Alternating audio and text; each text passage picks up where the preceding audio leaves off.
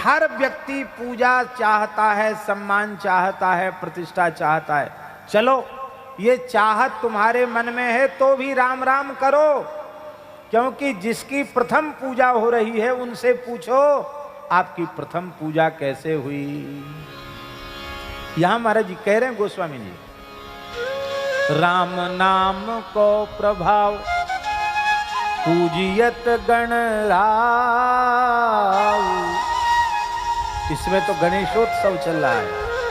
भाद्र शुक्ल चतुर्थी से चतुर्दशी तक 10 दिन का गणेशोत्सव चल रहा है। संपूर्ण भारतवर्ष में गणेश जी का पूजन विधि पूर्वक शास्त्र विधि से पूजन होता है। उनकी प्रथम पूजा हो रही है।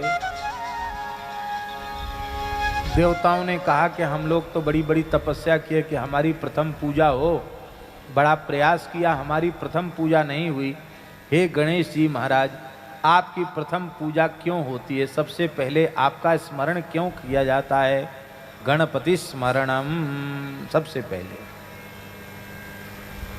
सजयति सिंधुर्वदनो देवो यत्पाद पंकज स्मरणम वासरमणरिव तमसांदासीन्नाशयति विघ्नानाम। जैसे सूर्य के उदय से अंधकार नष्ट हो जाता है, ऐसी गणेश जी के स्मरण से विघ्नों का अंधकार ऐसे नष्ट हो जाता जैसे सूर्य के उदय होने से रात्रि चली जाती है। आपकी प्रथम पूजा क्यों है? तो यहां कह रहे हैं तुलसीदास जी, कियो ना दुराव कही आपनी करनी। गणेश जी से जब देवताओं ने पूछा कि हम भी अपनी पूजा प्रतिष्ठा चाहते हैं, पर आपके जैसी पूजा प्रतिष्ठा हमारी नहीं होती, हमारी 2 नंबर 3 नंबर 4 नंबर पर पूजा होती है, हमेशा 1 नंबर पर आप क्यों रहते हो? सबसे अधिक पूजा प्रतिष्ठा आपकी क्यों है? तो कियो ना दुराव। गणेश जी ने बिल्कुल भी छिपाया नहीं, कही आपनी करनी। गणेश जी ने आपनी अपनी करनी को सुना दिया कि हे देवताओं, मैं अपने प्रथम पूज्य होने का रहस्य तुम्हें स्वयं ही बतला रहा हूं। तुम भी प्रथम पूज्य हो सकते हो। कैसे? बोले एक बार सृष्टि के आरंभ में यह प्रश्न उठा कि संपूर्ण देवताओं में प्रथम पूजा किसकी हो? तो यही निर्णय किया गया, जो इस ब्रह्मांड की सबसे पहले परिक्रमा करके आ जाएगा वो प्रथम पूज्य होगा। संपूर्ण देवी देवता अपने अपने वाहनों पर विराजमान होकर ब्रह्मांड की प्रदक्षिणा करने चल पड़े, ब्रह्मांड गोलक की। गणेश जी कहते कि हमने मन में सोचा कि हमारा स्थूल शरीर है, स्थूलम खर्वतनुम, कद भी छोटा है, पेट भी बड़ा है, लंबोदर हैं। ज़्यादा मोटे पेट वाले लोग ज़्यादा भागने दौड़ने में घूमने फिरने में विश्वास नहीं रखते। विश्वास रखें तो ऐसा शरीर ही बिडोल क्यों हो? बोले हम तो ऐसे ही ज़्यादा रुचि रखते नहीं, अब क्या करें, वाहन भी बहुत अच्छा नहीं और शरीर में भी उतनी सामर्थ्य नहीं। तो बोले ये जुक्ति तो गुरुजी बताते, जुक्ति से मुक्ति। कौन गुरुजी? वो माता जी के गुरुजी, वो पुत्र जी के तो अपने आप हो गए। पार्वती जी के गुरु नारद जी हैं, तो जो उन्होंने नारद कर उपदेशु। तो गणेश जी कहते हमने अपने माता जी के गुरु नारद जी का चिंतन किया, नारद जी प्रकट हो गए। और नारद जी तो नारद जी ठहरे, नारद जी प्रकट हो गए, बोले नारायण नारायण नारायण। गणेश जी महाराज सब देवता अपने अपने वाहनों पर आरूढ़ होकर के प्रथम पूज्य बनने की इच्छा से ब्रह्मांड की परिक्रमा कर रहे हैं। आप यहाँ खड़े हैं क्यों? गणेश जी बोले हम आपकी प्रतीक्षा में खड़े हैं। क्यों? बोले प्रथम पूज्य बनने की युक्ति तो गुरु जी बतावेंगे, आप ऐसी कृपा करो कि ज़्यादा श्रम हमको करना नहीं पड़े और हमारी ब्रह्मांड क्या अनंत ब्रह्मांडों की प्रदक्षिणा हो जाए। हाँ हो जाएगी। उस समय श्री नारद जी ने राम नाम की महिमा का उपदेश किया और एक शिलाखंड पर राम लिख दिया और कहा गणेश जी इसकी परिक्रमा कर लो।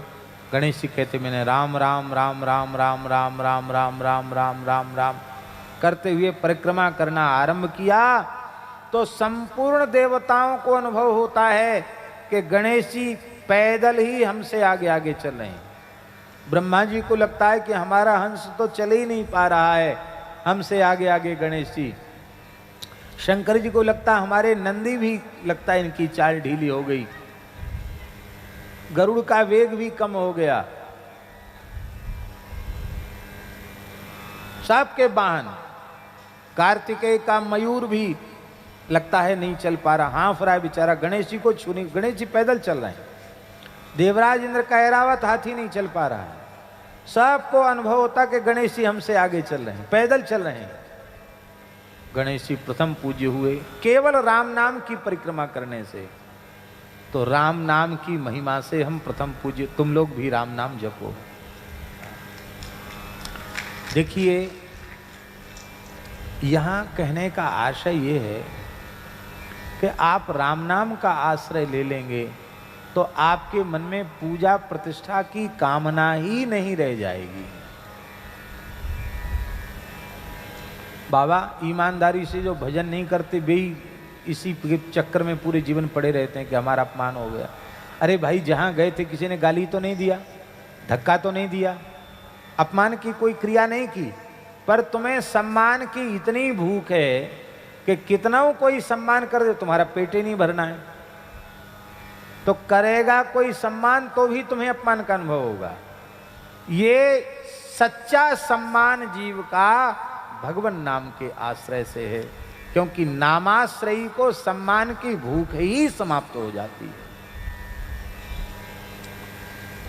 जिसको सम्मान की भूख है उसका अपमान हो जाएगा, और जिसने सम्मान की भूख को ही त्याग दिया, पूरे संसार में उसका अपमान करने वाला पैदा ही नहीं हुआ। भाई, सम्मान हमको चाहिए नहीं, और हमारा अपमान कौन करेगा? जिसको सम्मान चाहिए होगा उसका अपमान होगा। जिसने सम्मान की इच्छा का ही त्याग कर दिया उसका अपमान हो नहीं सकता। गणेश जी महाराज की ऐसी महिमा है। भव सागर को सेतु, कहते राम नाम भव सागर का सेतु है, पुल है। चढ़ पिपील कहू परम लघु, बिनु श्रम पारहि जान। राजा लोग नदियों पर पुल बना देते हैं तो चींटियां भी बड़े से बड़ी नदियों को पार उतर जाती हैं। हम चींटी जैसे तुच्छ जीव हैं, लेकिन यदि राम नाम रूपी सेतु का आश्रय लें तो भव सागर से पार उतर जाएंगे। वेद में लिखा है काश्याम मरणान मुक्ति ही, काशी में मरने से मुक्ति होती है। गोस्वामी जी काशी वासी हैं, काशी के बड़े निष्ठावान हैं गोस्वामी जी। पढ़ाई लिखाई काशी में और अंतिम क्षण तक भी काशी में ही रहे, पर कहते काशी मुक्ति नहीं देती है। गोस्वामी जी कह रहे हैं इस पद में, काशी मुक्ति नहीं देती है, तब मुक्ति कौन देता है? बोले काशी हूँ सुगति हेतु। काशी में उत्तम गति की प्राप्ति का हेतु तो राम नाम है। काशी मुक्ति नहीं देती है, राम नाम मुक्ति देता है। काशी मरत जंतु अवलोकी, काशी मरत जंतु अवलोकी, जासु नाम बल करहूं बिशोकी, जासु नाम बल करहूं बिशोकी। काशी में मरने वालों को राम नाम से ही मुक्ति प्राप्त होती है, राम नाम ही मुक्ति देता है। इसका तात्पर्य है राम नाम जपने वाला जहां मरे उसे काशी में मरने का लाभ प्राप्त हो जाए, कहीं मरे। यही रहस्य सदगुरु श्री कबीरदास जी महाराज ने दिखाने के लिए अंतिम क्षण में ये लीला की। जो कबीरा काशी मरे तो राम ही कौन निहोरा रे, राम ही कौन निहोरा। काशी में मरने से तो सब मुक्त होते हैं राम नाम सुन के। मैं राम नाम के प्रभाव से मगहर में देह त्याग कर भगवत धाम जाऊंगा। और मगहर में राम राम कह के श्री कबीर जी ने देह त्याग किया। पुष्प से प्रकट हुए, पुष्प ही बन गए और अविनाशी की गोद में पहुंचे जाए कबीर। अविनाशी की गोद में पहुंचे जाए कबीर। ये राम नाम की महिमा है। इसलिए उपनिषद में लिखा है, जो श्री राम तारक मंत्र का जप करता है, मुक्ति क्षेत्र काशी में ही उसका निवास है। वो जहां मरेगा काशी में मरने का लाभ उसे प्राप्त हो जाएगा। कहते देख लो, कहते हम इसके साक्षी, हमको पता है। भूत भावन भगवान विश्वनाथ और भगवती जगदम्बा अन्नपूर्णा क्या जपती हैं? जपत सादर शंभु सहित घरनी, जपत सादर शंभु सहित घरनी। भगवान शिव आदर पूर्वक राम नाम जपते हैं, अकेले नहीं जपते, सहित घरनी। घरनी माने अपनी गृहिणी भगवती जगदम्बा पराम्बा अन्नपूर्णा पार्वती जी के सहित निरंतर राम नाम जपते हैं। भगवती पार्वती भी कह रही, तुम पुनि राम राम दीन राती, तुम पुनि राम राम दीन राती, सादर जपऊ अनंग अराती, जपहु अनंग अराती, सादर जपहु अनंग अराती, सादर जपहु अनंग अराती। भगवान शंकर आदर सहित अहर्निश राम नाम का जप करते हैं। और पार्वती जी सहस नाम सम सुनि शिव गानी, सहस नाम सम सुनि शिव गानी, जप जे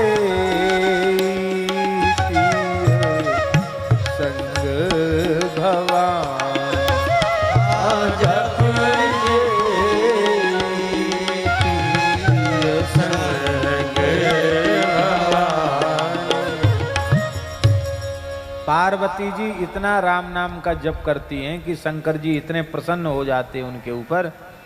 बोले देखो राम नाम जपने वालों को हम बहुत आदर देते हैं और तुम हमारे समान आसन पर बैठो, ये मुझे सहन नहीं हो रहा है, आओ मेरी अंक में बैठ जाओ।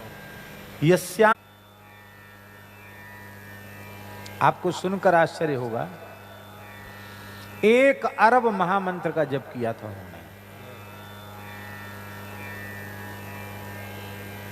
ऐसे नहीं कि हरे राम राम राम हरे हरे, हरे कृष्ण कृष्ण कृष्ण हरे हरे 16 हो गए, ऐसे नहीं। हरे राम राम राम हरे हरे, हरे कृष्ण कृष्ण कृष्ण हरे हरे 1। इस गिनती से 1 अरब महामंत्र का जप किया था। तो 16 की गिनती मानो तो कितने हो गए? 16 अरब हो गए कि नहीं हो गए? उन्होंने 1 अरब माना था।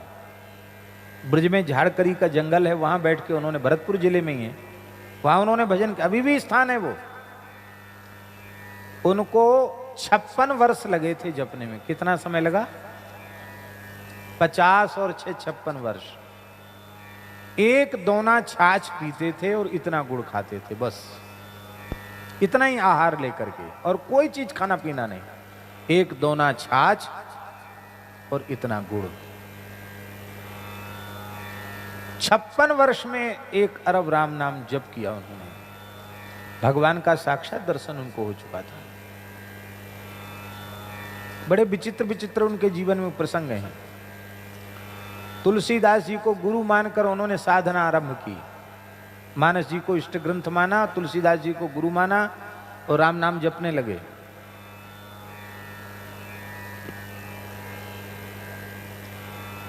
बाद में महामंत्र जपने लगे। हनुमान जी ने प्रकट होकर कहा, क्या चाहिए बाबा? बोले, हमारे गुरु जी को जैसा दर्शन कराया चित्रकूट में राम जी कैसे दर्शन कराओ। हनुमान जी बोले, बैठ जाओ भुजा पर। वो भुजा पर बैठी है, ब्रिज की बात है। हनुमान जी ने भुजा पर बिठाया, आंख खोलो। आंख खोला तो चित्रकूट में खड़े हैं साक्षात श्री सीताराम जी सामने हैं और तुलसीदास जी महाराज चरणों में बैठे हैं। गोस्वामी जी ने कहा कि देखो, तुम कहोगे कि हम तुलसीदास जी के चेला हैं तो कोई मानेगा नहीं, अमुक संत से विधवत विरक्त वेश ले लो। उन्हें वेश लिया, सिद्ध पुरुष थे। तो उन्होंने महाराज जी अनुभव प्रकाश में खुद लिखा है, बाबा राधेश्याम बाबा ने। यहाँ सेवा कुंज में उनको महाराज का दर्शन हुआ था, उन्होंने खुद लिखा है। तो उन्होंने एक विशेष बात लिखी जो हम कहना चाहते हैं। राधेश्याम बाबा ने लिखा कि महात्माओं के जाने के बाद उनके संबंध में लोग बहुत बढ़ा चढ़ा करके बातें कह देते हैं। उनमें सभी बातें प्रायः सत्य नहीं होती। और ऐसा महात्मा तो चाहते नहीं, और पीछे वाले तो जो कुछ अनुमान करके ही तो लिखेंगे, जो कुछ लिखेंगे वो सच्चाई उनको कहां से पता होगी। इसलिए बोले, मैं अपने जीवन की मुख्य मुख्य बात स्वयं लिख देता हूं, जिसमें किसी को कहने की गुंजाइश न रह जाए। ऐसा उन्होंने लिख करके अपने जीवन में मुझे भगवत साक्षात्कार हुआ, खुद लिखा उन्होंने, राधेश्याम बाबा ने। तो हमारे कहने का प्रयोजन ये है कि आपका वास्तविक परिचय आप स्वयं हैं। हम जो परिचय देंगे वो तो सुना सुनाए देखेंगे और बनावटी भी हो सकता है, लेकिन आपका स्वयं का परिचय आप स्वयं प्रस्तुत करेंगे, वो प्रामाणिक माना जाएगा। वाल्मीकि जी के बारे में अनेक लोगों ने बहुत कुछ कहा, लेकिन परम प्रमाण वह माना जाएगा जो स्वयं वाल्मीकि जी ने कहा। वाल्मीकि जी ने वाल्मीकि रामायण में जब सीता जी की अंतिम प्रतिज्ञा हुई है, अपने अंतिम सीता जी की प्रतिज्ञा जो है, तो उसमें भगवान महर्षि वाल्मीकि जी ने कहा है, वाल्मीकि रामायण में, प्राचेत सोहम दशमः पुत्रो राजर्षि सत्तम। हे राजर्षि सत्तम श्री राम, मैं प्रचेता नामधारी महर्षि भृगु का 10वां पुत्र हूं। प्रचेता नामधारी भृगु ही हैं, भृगु का ही एक नाम प्रचेता है। प्रचेता माने वरुण होता है। उन्होंने एक बार वरुण बनकर वर्षा की थी, इसलिए उनका नाम प्रचेता हुआ। प्रचेता नामधारी महर्षि भृगु का मैं 10वां पुत्र हूं। इसका मतलब है वे जन्म से ही ब्रह्मर्षि हैं, महर्षि भृगु की संतान हैं। तो वाल्मीकि नाम कैसे पड़ा? वल्मीक, वल्मीक माने होता वामी, वामी से उत्पन्न होने के कारण इनका नाम वाल्मीकि पड़ा।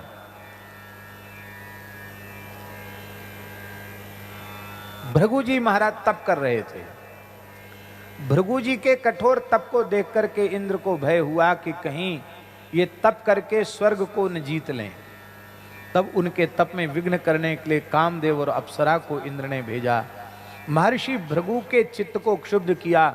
उनका अमोघ तेज वाल्मीकि माने वामी में स्खलित हुआ और महर्षि भृगु तो अपनी तप में विघ्न मान करके वहां से चले गए और उस वाल्मीकि से एक दिव्य बालक प्रकट हो गया। उस वाल्मीकि से उत्पन्न होने के कारण उस बालक का नाम वाल्मीकि हुआ। वाल्मीकि माने वामी। प्रियादास जी ने इसका समाधान दिया है आचार्य जी। तो अब ऋषि तो चले गए, है तो ऋषि पुत्र, पर जंगल के जो कोल भील थे वो उन्होंने देखा कि ये बालक है, उनको कोई संतान नहीं थी, तो उन्होंने उस बालक को उठा लिया।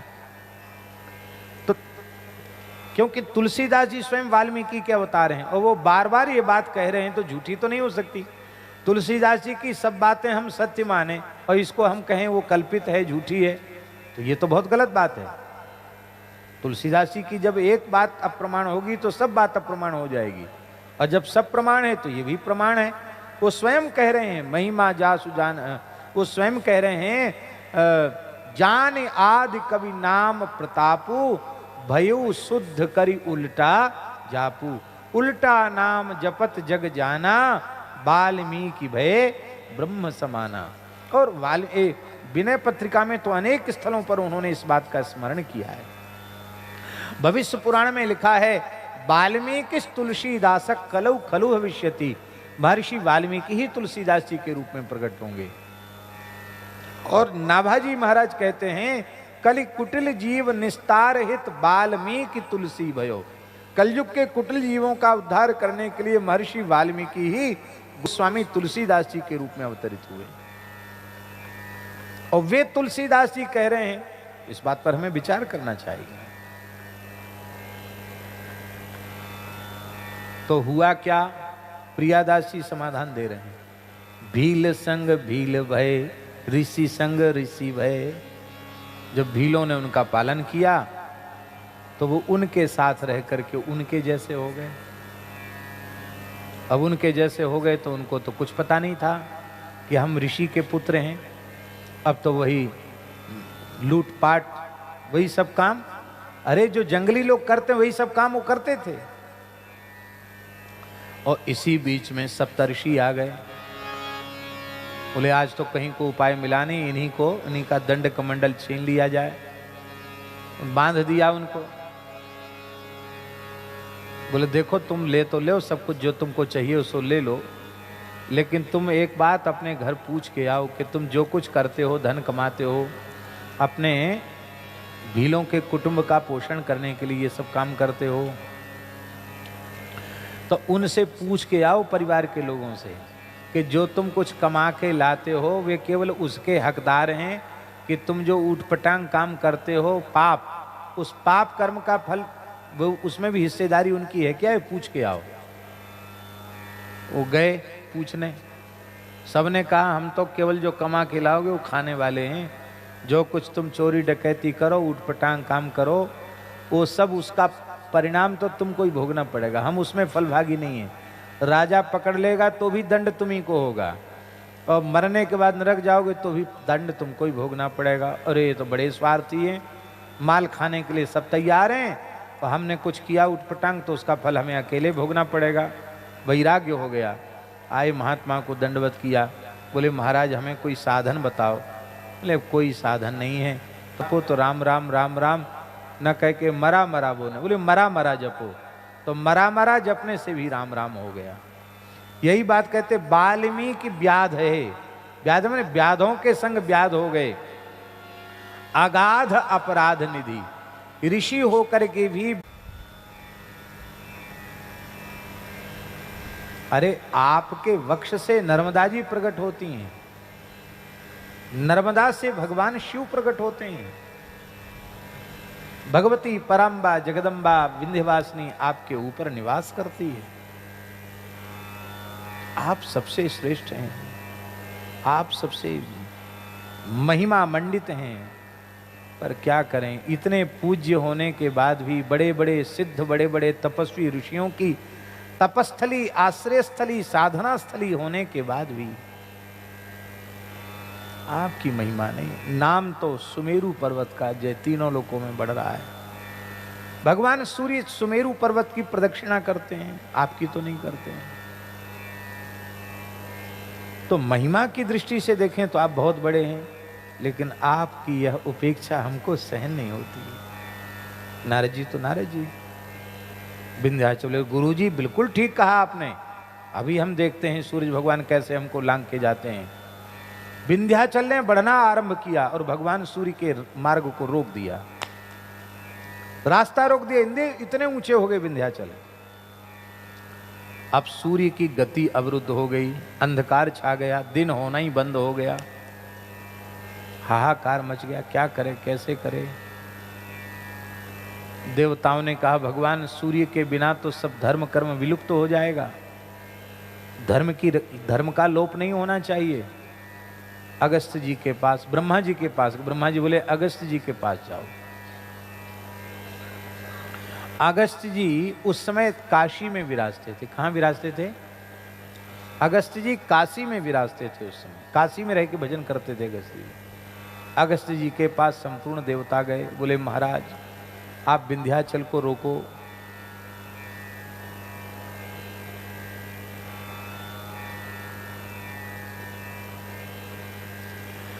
आहरनिश अखंड राम नाम का जप करने वाले महर्षि अगस्त्य, धर्म कर्म और सदाचार का लोप न होवे, उसकी सुरक्षा होवे, इसके निमित्त वे चल पड़े। और जैसे ही राम राम राम राम राम राम करते हुए विंध्याचल के सामने आए तो विंध्याचल ने देखा ब्रह्म तेज से प्रज्वलित महर्षि अगस्त्य आ रहे हैं। तो विंध्याचल ने साष्टांग प्रणाम किया, सिर पे हाथ रखा, राम राम राम राम वत्स विंध्यगिरी, मैं जा रहा हूं थोड़ा दक्षिण की ओर। तुम्हारे इतने ऊंचे स्वरूप को मैं न पार करने में समर्थ हूं, न लौट के आने में समर्थ हूं, तो जब तक मैं लौट कर ना आ जाऊं तब तक ऐसे ही पड़े रहो। जो आज्ञा गुरुदेव। आप चले गए और आज तक विंध्याचल वैसे ही पड़े हुए हैं। इसलिए विंध्याचल धरती के ऊपर तो बहुत कम है, इससे लाखों गुना अधिक वे धरती के नीचे हैं विंध्याचल।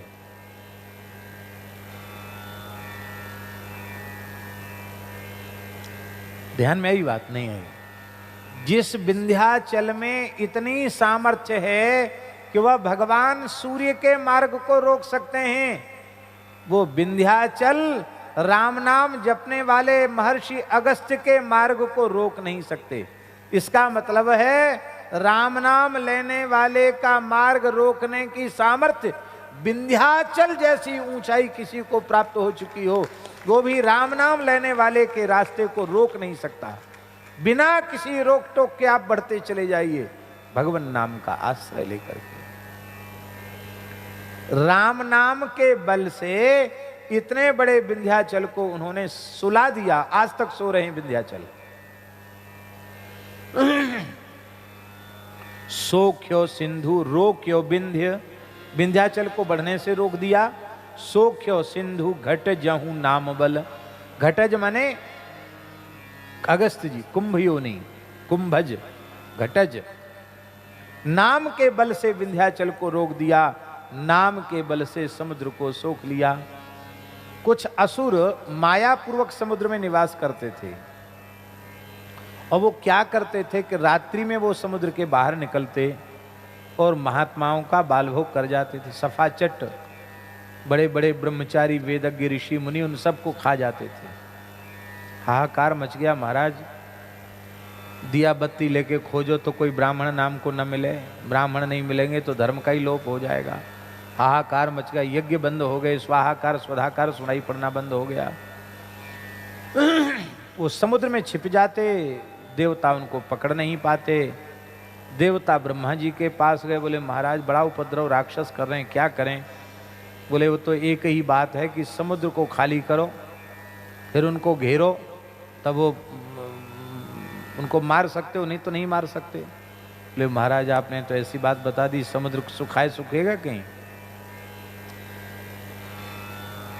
आज नहीं बैठे हैं विश्वनाथ जी चौधरी, आज नहीं आएंगे? हैं? अच्छा अच्छा।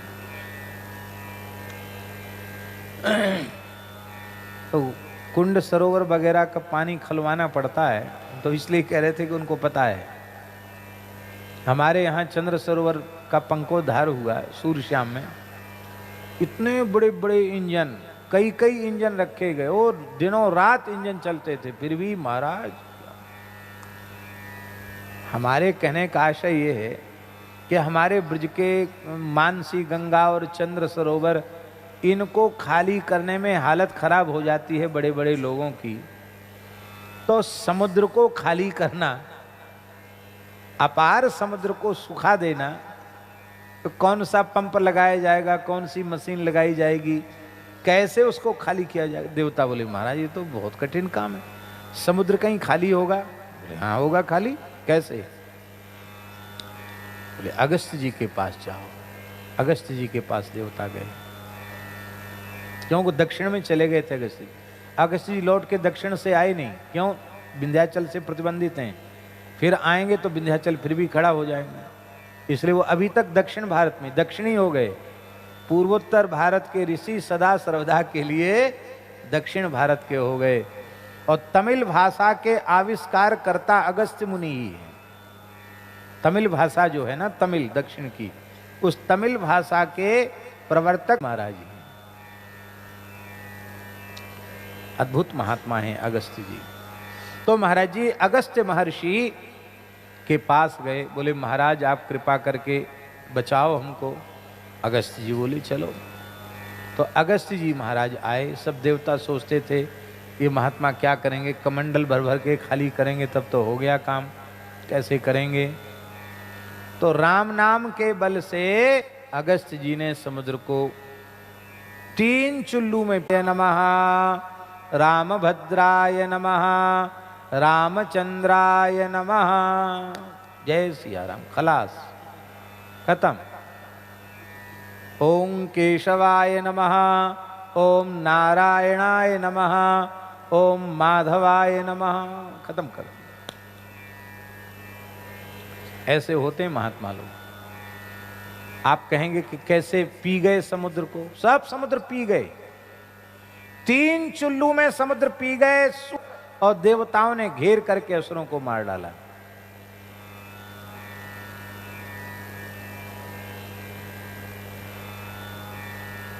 बोले महाराज अब इसको भर दो। बोले हम दोनों काम नहीं करते हैं, खाली। तो बोले महाराज पी लिया है, इतना जल कहां जाए? बोले वो तो पच गया। हम लोग 2 गिलास 4 गिलास पानी पी लें तो लघुशंका जाना पड़ेगा। अगस्त्य जी महाराज राम नाम की महिमा से ऐसे पचा गए समुद्र के जल को, जैसे कोई एक घूंट पानी पिए तो भीतर ही छुन्न हो जाए, ऐसे वो पी गए महाराज 3 चुल्लू जल में। लघुशंका नहीं गए वो। अब भरेगा कैसे? बोले भरेगा तो गंगा जी आके भरेंगी। तो गंगा जी ने आकर के समुद्र को भरा। फिर ये खारा कैसे हो गया? बोले ब्राह्मणों के शाप से खारा हो गया समुद्र। हार्यो ही, समुद्र हृदय से हार गया, खारो भयो। स्नान करने आए और वो अपने सब क्रियाक्रम करने गए थे। उनकी पोथी पत्रा, दंड कमंडल, मृग चर्म सब वहां रखे थे। और समुद्र महाराज गर्जना करके लाओ सबको बटोर के ले गए। अरे वो कहाँ है हमारे दंड कमंडल? तो कहे अरे इतना अहंकारी है, गर्ज रहा है बार बार, हम तो स्नान करने आए थे, जा अपेय हो जा, किसी को पीने खारा हो जा। तो भजन करने वालों ने कोप किया तो समुद्र खारा हो गया। भजन करने वाले ने क्रोध किया तो 3 चुल्लू में समुद्र पी गया। हमारा एक ठाकुर जी का स्थान, खाक चौक की परंपरा का स्थान, जमुनापल्ली पार है, रुदायन गांव में श्री राधा गोपाल जी ठाकुर जी हैं। वहां महाराज जी उस परंपरा में, वो पहाड़ी बाबा की परंपरा सिद्ध महात्मा हुए, इतने भजन करने वाले सिद्ध हुए। वहां एक मस्तराम बाबा थे,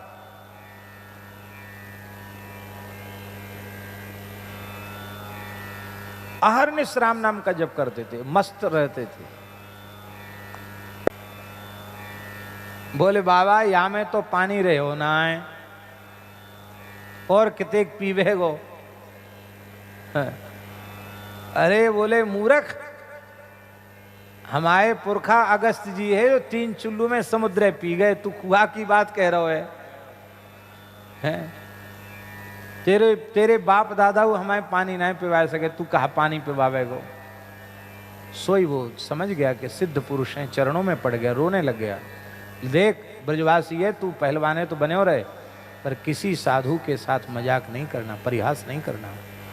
हम उन अगस्त जी की संतान हैं, उन ऋषियों की संतान हैं जो 3 चुल्लू में समुद्र पी गए थे। फिर बोले देखो भैया, हमने आज तक काऊ ब्रजवासी एक कष्ट ना दियो, तू रोवे मत, तेरो अमुक खेत सूख रहे हो और मैंने तेरो खेत सींच दियो। महाराज कई कोस दूर खेत था उसका, वहां जाके उसने देखा तो पानी यहाँ पी रहे थे, वहां खेत की सिंचाई हो रही थी। ऐसे सिद्ध थे। आप लोग कहेंगे कहां जाकर उन्होंने तंत्र किया, मंत्र किया, जंत्र किया, किससे सीखा? केवल और केवल राम नाम की महिमा से वे परम सिद्ध हो गए। ये बात हम इसलिए सुना रहे हैं कि आज भी भगवान नाम की महिमा का ऐसा अपूर्व प्रभाव है। आगे कहते हैं, बस इसको हम पूरा कर देते हैं आज। नाम महिमा अपार, शेष सुख बार बार, मति अनुसार बुध बेदहु बरने। 1000 मुख जिनके हैं, 2000 जिह्वाएं जिनकी हैं, वो शेष भगवान भी नाम महिमा का गान करते हैं। और शेष मरति काम धेनु तुलसी को, नाम रति काम धेनु तुलसी को काम तरु, नाम रति काम तरु राम को दलनिहार, दारिद्र दुकाल दुख।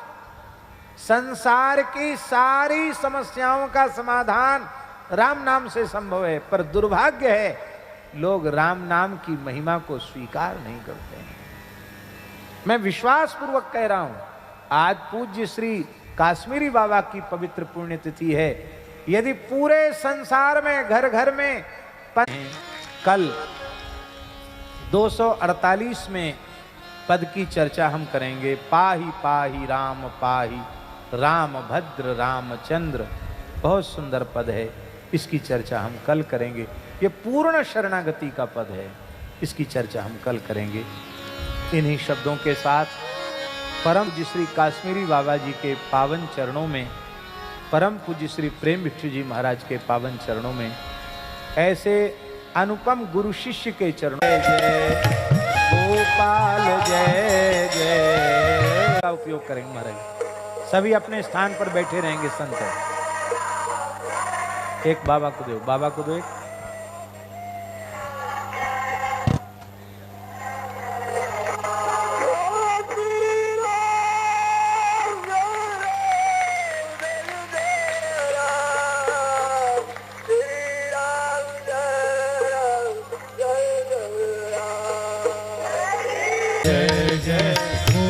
सभी गाइए गोविंद जय जय गोविंद।